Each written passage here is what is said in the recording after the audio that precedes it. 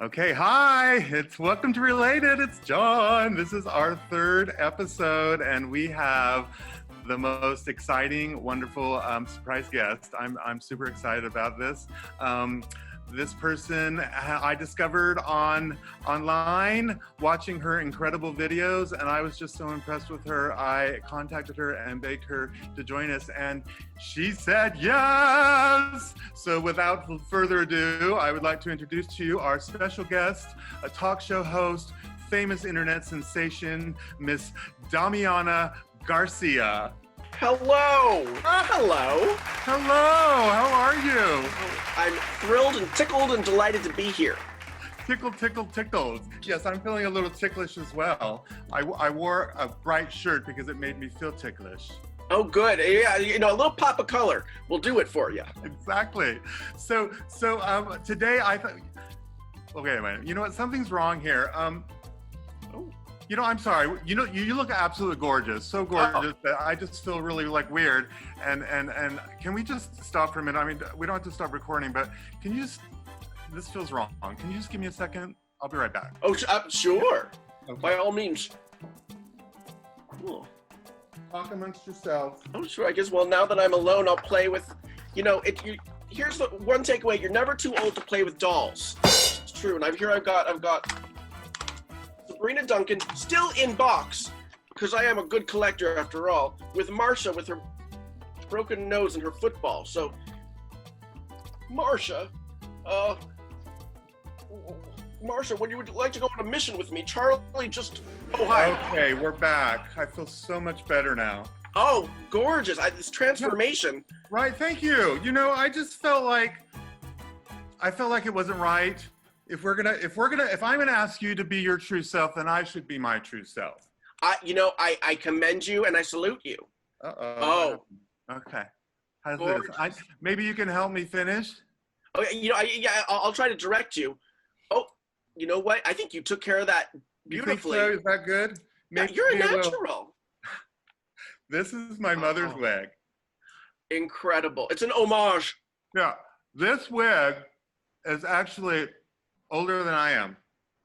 My mother got it when I was a little kid, and she used to wear it when she didn't want to do her hair.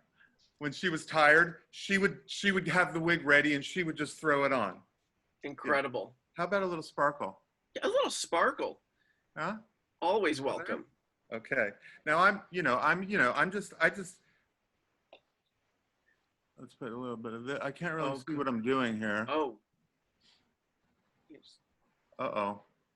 It's all happening. I think we had a little bit of a mishap here. Oh, little lash when in doubt, use your finger, right? It works. I've said that on many occasions, in many contexts. Okay. I think we're ready to go. Gorgeous. Oh, okay.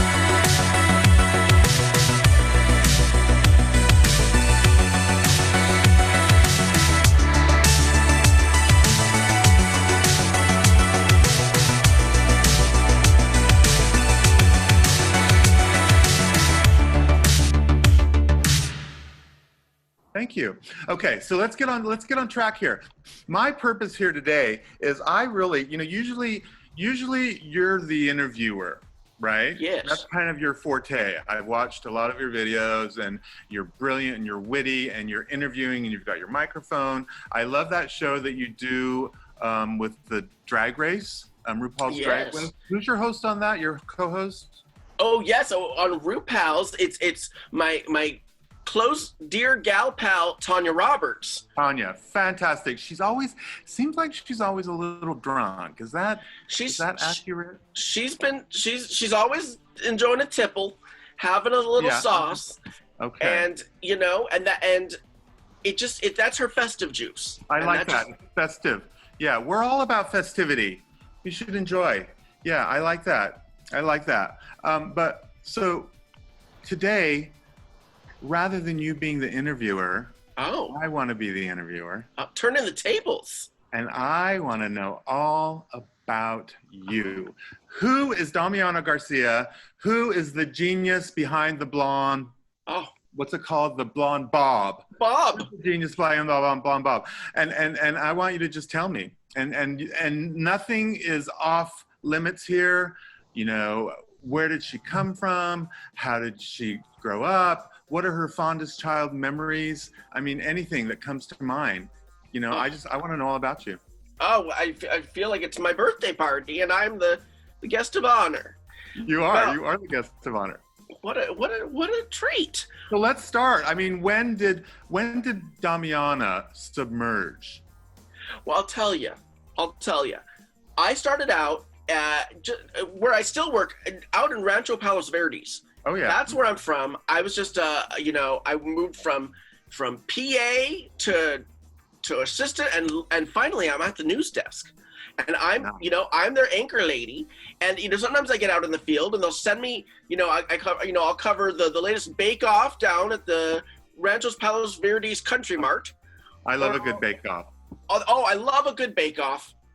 I'll take one any day. And then sometimes, I'll make my way to the RuPaul's Drag Race red carpet. Yes. It's always a treasure and a pleasure.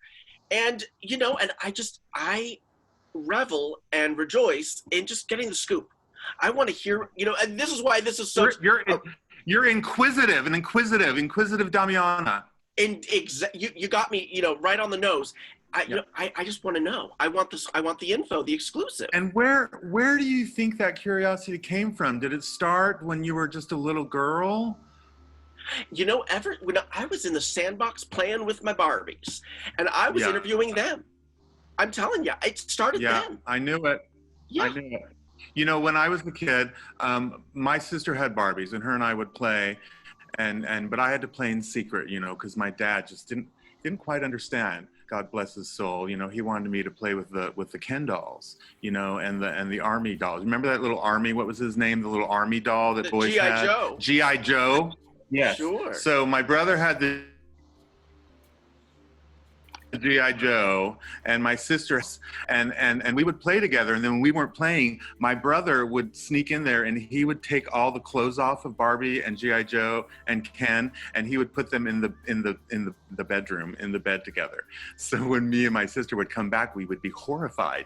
But I think that's how my sexual thing started. It was a sexual awakening with the help of my brother, ironically enough. Well, mentoring. It was a mentoring of sorts. Yeah, I should thank him. People always say, how did you become gay? And we say, it wasn't a choice. It's just who we are. But I don't know. I think in that moment, I chose G.I. Joe. Okay. Well, and and perhaps you were choosing your partner. Maybe that partner resonated with you, G.I. Joe. Yeah. Yeah. For his qualities, his personality, and. Okay. So back to you when you used to play with your Barbies when you were a young Damiana. Were you called Damiana as a young girl? Damiana, Dami, or just sometimes Damn. Damn, exactly. Damn. Yeah, my parents used to call me asshole sometimes. They'd be like, "Hey, you little asshole," and I thought it was the sweetest little name. If it's said as a term of endearment. Yeah, sure. I had lots of names. I'm like, I had hey you, dumbass, that kind of stuff. My brother used to call me moron. I mean, we have all these cute names when we're kids. It's adorable. Well, as long as it wasn't traumatizing and it was endearing, then I'm all for it.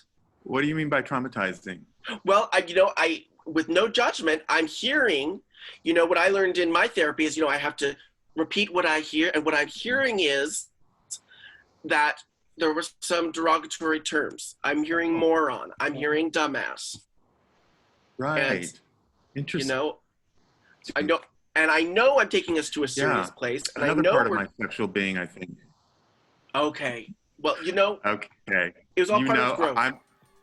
It's growth. You know what? This is taking a turn. You're helping me, and I think your calling is therapy. Do you feel like sometimes you are a therapist? It happens.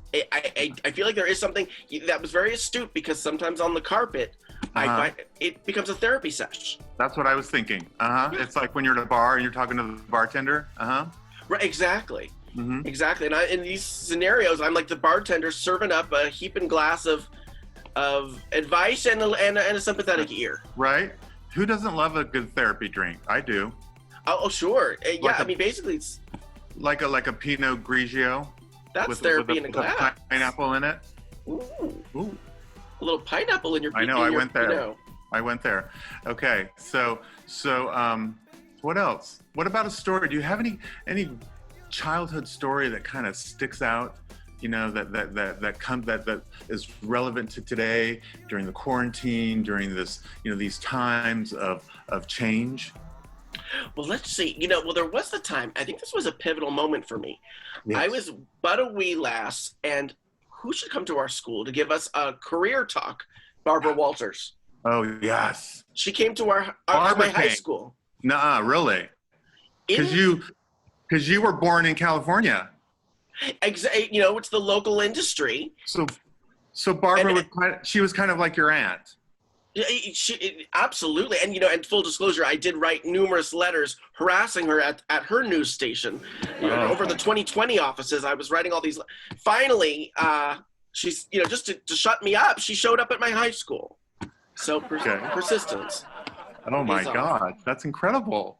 Yeah, and you know, I used to write letters to Elizabeth Taylor, and these two men came to my house and told me to stop doing it. Uh-oh. See, you know, and we're just expressing our love and adoration, and what's, you know, getting shut down. Yeah, I mean, I thought they were really nice. Yeah, they were nice, but, you know, I had to stop. But anyway, so she came to your school. She came to my school, and I was there with a bouquet right at the front entrance, and you know, and I said, you know, I greeted her and said, Barbara, this is such a thrill and an honor. And she said, okay, will you stop harassing me if I speak? I'll give you 5 minutes. Yeah. My car's running, my driver's out there, and I'm hopping back in, and I'm out of here. And so, of course, I graciously thanked her. Escorted her into the auditorium, and, you know, a lot of people didn't believe that Barbara was going to be there. I'd put flyers all over the school. Oh my gosh. But, you know, I guess, you know, I'd gotten this bad reputation on campus for, you know, making promises I didn't deliver on. You know, because you know, I had told everyone that that Tom Brokaw was going to be our MC at the dance.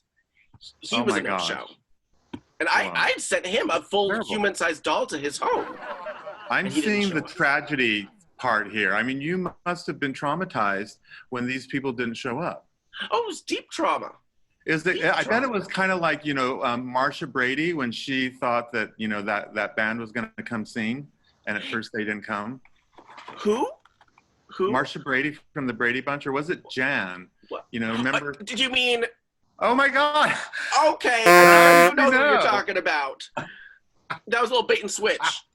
Little bait and switch. I don't know how you did that. You're magic. Oh, you know, I just conjured her. Yeah, I keep her by my side as a talisman of strength. I'm being told that we need to take a quick commercial break. So this is fascinating. I mean, we're just getting started. I'm so thrilled. So we'll be right back. Yes. Okay. See you soon. Okay, Jay. We're back. I'm here with Damiana Garcia, the lovely, lovely Damiana Garcia, legendary, really, who's worked with on the red carpet in Hollywood, interviewing. She's, you know, does a show about RuPaul's Drag Race. I mean, the list is endless. If you go on YouTube or Facebook and look up Damiana Garcia, you better put aside like 3 hours, or the whole day just to watch it all. It's amazing. Thank you for being here. Oh, thank you. It's a treat and a treasure to be here. Okay, so I want to jump right in. We want to get a little serious here for a minute. Oh, sure. At what point in your life did you realize that you wanted a vagina just like your mother? Oh, well, you know, I'll tell you, because I was pleased with my vagina. Yeah. Very pleased. Yeah. But, you know, who doesn't want to be just like their mom? Exactly. You know, it's like you want your flower to be attractive to the world. That's right. And so I went to this great clinic. There's this it's really awesome. Yeah. You know, it's really cool. We live near Beverly Hills, just for the viewers, just so they know. We have full access. You can have or be anything you want. It's true. It's true. Janelle, we're on a first name basis, and I just pop in over at Janelle's office, And I tell her, I say, and I'm a frequent visitor. Right. And I've gotten this, that, and the other touched up and right. primped and plucked and turned, Pulled rotated, and tangled and yanked. Oh, yes. Yanked and whatever. stretched, Pull everything back. And exactly. Well, right. By the way, sidebar. Just last night, I as a reporter, I do my research and I read the media news. Right. I was reading New York Post. This true story. There's a man who lost his penis, and he grew a new one with the help of this brilliant doctor on his arm. You're on his arm. You're kidding. This is a true story. Wow. I mean, I bet that's very useful, especially if you have multiple partners. You're sure you can multitask. And apparently, here's the thing: is it was 60 grand, just 60 grand. Wow. And it grew, and for that much money, though, you'd think he'd be more protective of it. But according to this article, he would go, because he's in England, he would just go to the pub with his mates. With this penis on his arm, and he would get complimented. People would, all his drinking buddies would notice. But that's valuable merchandise. It sure is. Now, did he ever find the penis that he lost? You know what? He did. It's actually, just a real talk here. The situation was that he had some rare blood disorder, and it gangrened, and he said it literally, like a horror movie, fell off before his very eyes. Lord, that's horrifying. Isn't that terrifying? Yes. It's like Michael Jackson when his skin went white. Right, or when his nose fell off. Yeah, exactly. And, just since we're on a magic carpet ride here, just hopping and leaping and skipping subject to subject, another true story. I went to the LA coroner's office just on a little visit. Oh. A true story, and I talked to the woman working in the LA coroner's gift shop. I don't know if your viewers know this, but there's literally a gift shop in the coroner's office. I did not know that. Yeah. It's real, and I recommend it. And I'm aghast right now with this story. Go ahead. Well, I'll tell you. I got an exclusive to share with you. This is a scoop. Okay, perfect. Let's do it. Yeah. The lady who worked in the gift shop told me that she saw Michael Jackson's corpse. Oh, my God. When it was brought in. Yes.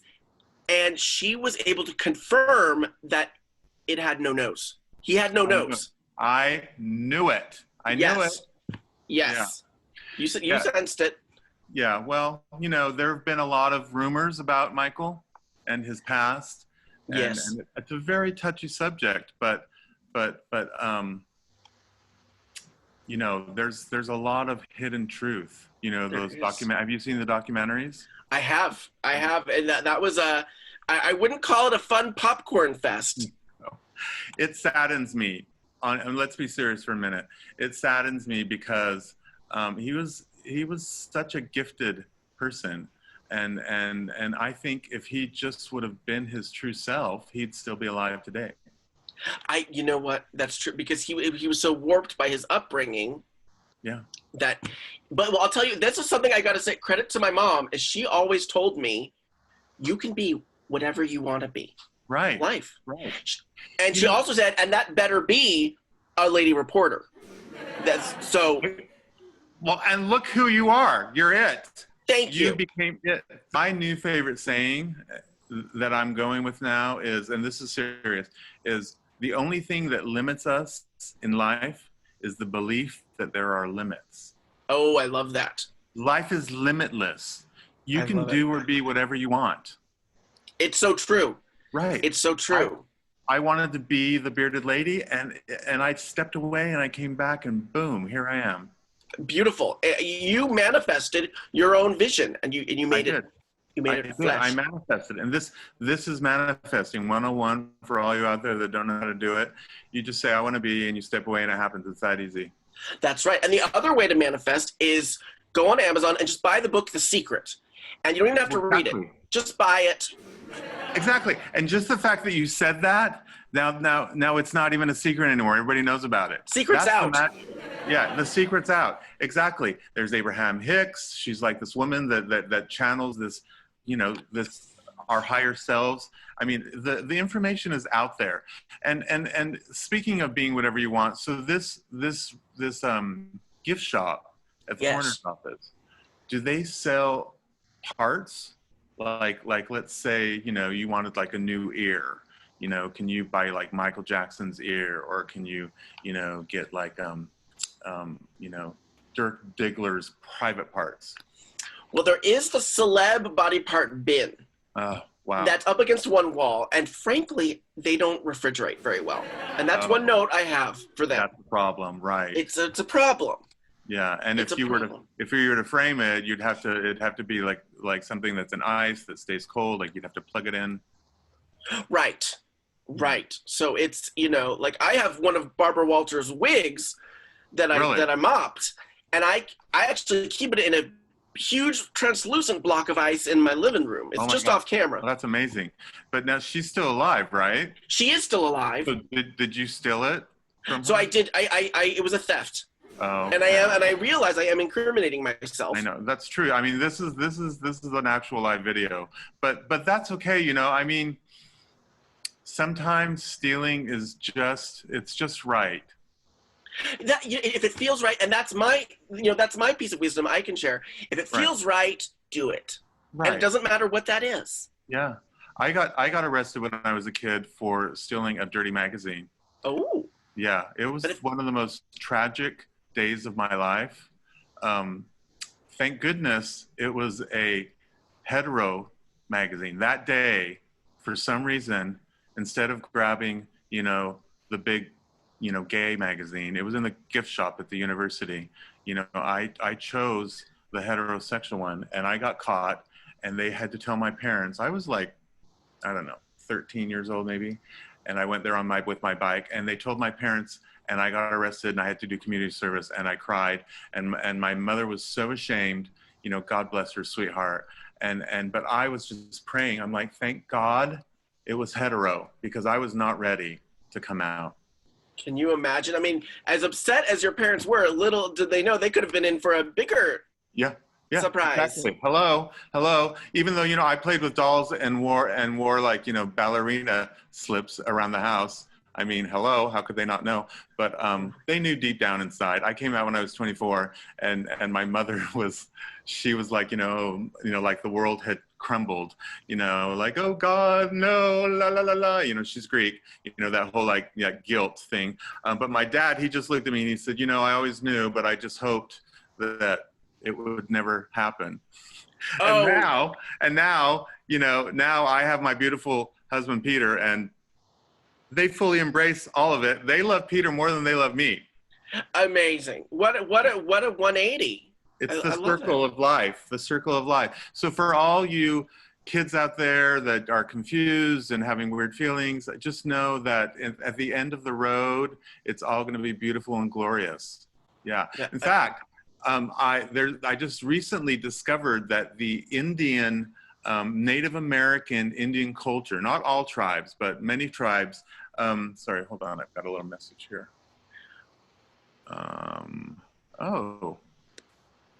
We've been upgraded. Hey, Native American cultures, before the European religious people kind of came to America and put their kind of religious views on us, the Native Americans tribes believed that there weren't just two genders. They believed in 5 genders. There was the male gender, female. Then there was the male female gender, the female male gender, and the transgender. And this is true. I'm not making this up. I'm completely telling the truth here. They believe that the male, female, male, and transgenders were these gifted individuals that could see both genders. They could how they understood both genders, and they considered them to be gifts from the Creator. I love that. So if you're a little kid and you think that, and everybody, maybe you live in like a town that's not quite up to date, and you think that you're wrong, or people are telling you that you are a mistake, or you're evil, or whatever, you just know that they don't know what they're talking about, that you are actually a gift, that you were put here to understand both male and female, and to be there as a gift to help people. So we're magic. How about that? That's beautiful. And, as a cisgender straight woman, I support your community. Yeah, thank you. Oh my Yeah. gosh, thank you. That makes me feel good because I wasn't sure, because you are kind of like this, even though you're from California, you're kind of like this Midwest kind of woman, and I know you have morals and all that, and that makes me feel good. Absolutely. No, I am an ally through and through. And every year at my news station, I always need to cover the Pride Parade. Oh yes. Oh Uh-huh. yeah, because we got our own in Rancho Palos Verdes. It's very Uh-huh. small, it's very short, and it's just about a block. But I'm Mhm. out there, and I'm out there just waving a flag. Woohoo! Wow, a block. How long does the parade last? It lasts about 15 minutes. Oh, that's fantastic. Yeah. It's real Do quick. you guys have P flag there? Is that what it is? The parents that support their sons and children's that are homosexualities? We do have a P flag, and we also have a D flag. That's Oh. Damiana. Oh my gosh, really? Yeah, it's just my own club, and You I made invite. it up? I love that. I made it up, and I'm just down at the Starbucks in the strip mall right near Vaughn's, and people can stop by my table at certain hours of the day. And these are people that support Damiana in the strip club. That's right. Are they actually stripping? Well, if I said did I say strip club? I meant strip mall. Oh, okay. But I also go to the strip. It's like a whole mall of people that are stripping. That's amazing. Well, that's why you got to get out to the, come out to the coast. We got malls that are entire buildings of just strippers. Wow. And that's the thing, I think about, this is the saddest part of the quarantine, is there's so much out there to discover, and we're locked in our homes. I mean, I know different parts of the world, they can kind of go in and out, but me and Peter have not left our place in 5 months, except for like maybe to, deposit a check. Right. I know. We're all in lockdown, and I'll tell you who's saddest of all. It's the strippers. It's tragedy. It's really. I just You drive honk? by in my car with my mask on, and I throw dollar bills. I honk. I just throw wadded up bills at them. God bless you. Thank you. You're Doing your part. You're an angel. I did actually go out for a walk one day when the quarantine happened first, and I had my mask on, and I had my glasses on and a hat, and the only thing you could see was like maybe the little space between my mask and my sunglasses, like my cheekbones. And thank God, because I have good cheekbones, and I'm walking, and the streets are empty. You can only see like maybe one person here and there, like in an alleyway or something. I saw one guy, he came out to have a cigarette, and he was like, and then he ran back in. It's like he just didn't want to catch the disease, but he needed that cigarette. And occasionally you'd see someone walking their dog, because they didn't want the dog to pee in the house, and that was it. This must be what celebrities go through, because when you're a huge celebrity, you probably go through this, you can't go outside because you're going to be recognized, so they have to stay home. That's so true. Well, I feel a little called out because it's like, have you been watching me? Because I knew that was you, and I didn't want to say anything, but you were onto something. Yeah. You picked up, I think just intuitively you knew. Yeah. Yeah, because here's the thing. First of all, as a major celebrity, yeah, major.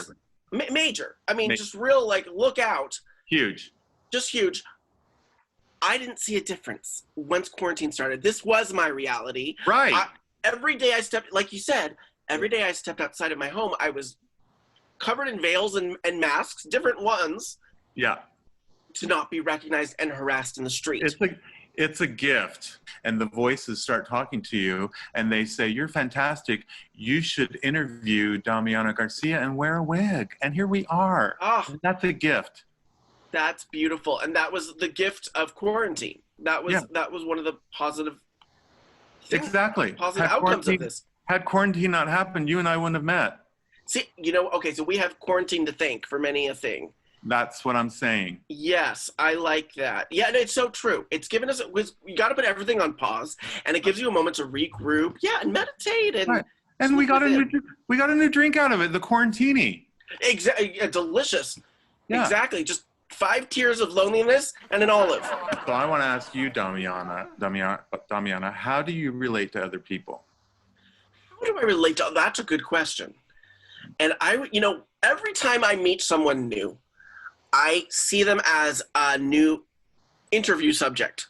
Oh. And to me, and here's the thing, and I think this is the crux of it, is that I see every person as a celebrity. Exactly. Everyone is. So everyone's got their stuff and everyone's got their story. Right. And I'm here to find it. See, you're like providing a service to the world by dragging people's shit on the internet. Whether they wanted to or not. Exactly. God bless you. Thank you. I'm just trying to do God's work. Now I understand why you're so famous. It's the insight that you have. I thank you for that. You know, and it's just, and all I took was 3 communications classes at Rancho Palos Verdes City College. Oh yeah, this was by far one of the most incredible moments of my life. Oh, I think we're getting a message from our producer. Maybe he has something else to say. Oh, he said, wrap it up, wrap it up, wrap it up. Okay? It's like the Oscars. We have to wrap it up. We're getting the music. More time. Thank you so much, Damiana. This has been lovely. You're spectacular. I hope that you can come back again sometime. Yes, absolutely. Thank you. What a spectacular, lovely time with you. Okay. All right. Goodbye, everybody. Thanks for joining us. Again, this is Related, and we love you all. Bye. Love you.